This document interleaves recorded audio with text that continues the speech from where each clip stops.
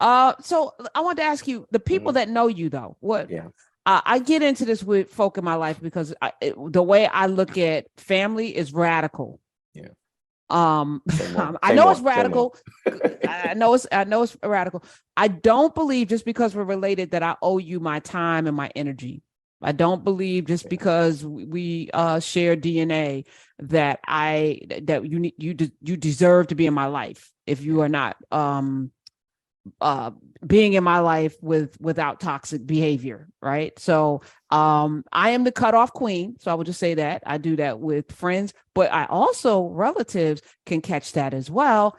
And I feel like we were put here as individuals, so we get to choose our family if we want to. Yes, our mothers and fathers are they are who they are. But we've had a conversation about, even that. We played a clip of a woman whose son is not speaking to her. Oh, newsflash, they're now back.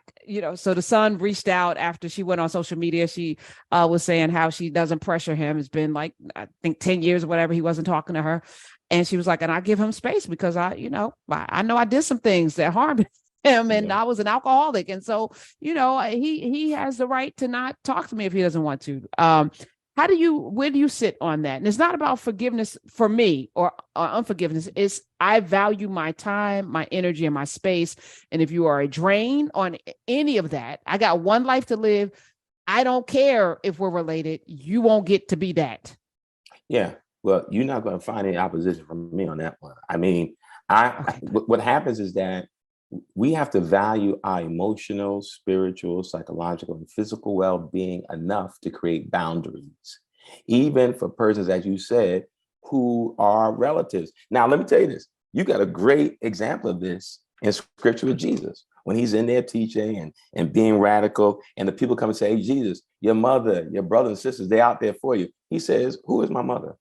Who is my brother? He said, whoever does the will of God, that's my mother and my brother. So Jesus in that moment reconstitutes what family is. For him, if you do the will of God, you become family. So blood doesn't define family, even from Jesus in the scriptures, right? So for me, setting boundaries mean, as you said, even if you've done something, I can forgive you, but that doesn't mean I'm obligated to then have you in my circumference. I can forgive you and keep you at a distance. I can love you and keep you at a distance. As you said, especially if you are toxic, and I am not obligated to honor your toxicity by allowing you to be in my space, in my presence. It doesn't mean I love you any less. It doesn't mean I didn't forgive you if you've done something. It means that I have to guard my space so much so to sustain my emotional well-being. And sometimes that means putting people at a distance. Again, doesn't mean I don't love you. Doesn't mean I haven't forgive you. It means that I value my space enough to create boundaries. And those boundaries are not just for people who fall outside the scope of shared DNA. I have family members like you. I've had to do that too. And people say, well, how can you know you're a preacher? Yeah, I'm a preacher. I'm a human being too. And I didn't say I don't love them. I don't care about them. Those people can call me on the drop of a dime and say, hey, Mike, I need so-and-so. I got you.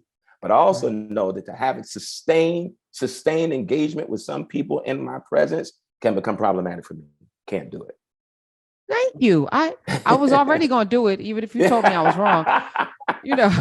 We would just have to agree to disagree. 866-801-8255, because I do believe that life is precious, but that precious life starts with you valuing yourself and also setting the boundaries for how people treat you. You teach people how to treat. So if the consequence for you not honoring me, treating me like a human being, is you don't get to be around me, that's your loss to me, because I feel valuable. So, and I'm good. So